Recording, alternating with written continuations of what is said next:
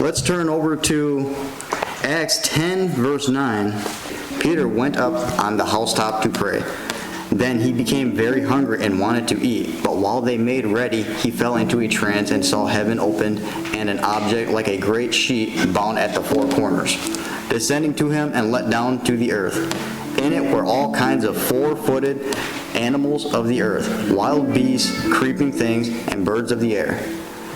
And a voice came to him, "Rise, Peter, kill and eat." But Peter said, "Not so, Lord, for I have never eaten anything common or unclean."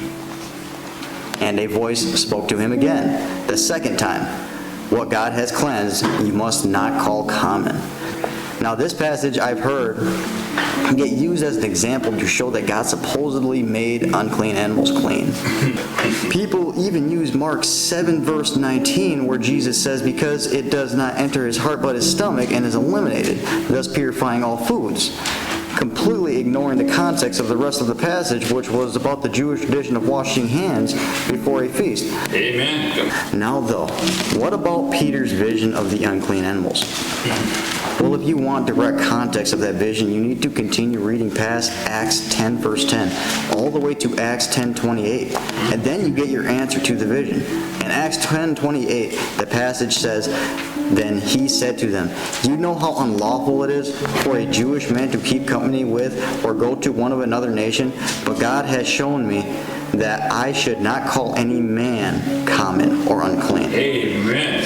So you see in this demonstration that if the Bible appears to say something contradictory, then continue reading faithfully and it'll all be made clear.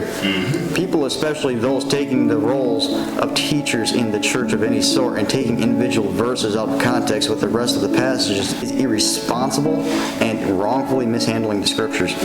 In 2 Timothy 2 verse 15, we are called to be diligent, to present ourselves approved to God, a worker who does not need to be ashamed, rightfully dividing the word of truth. Amen. Now, if there's a right way of dividing the word of truth, there's obviously a wrong way to do it. And there's, sadly, much of the church, over 60% of the church, I would say today, is wrongfully doing that.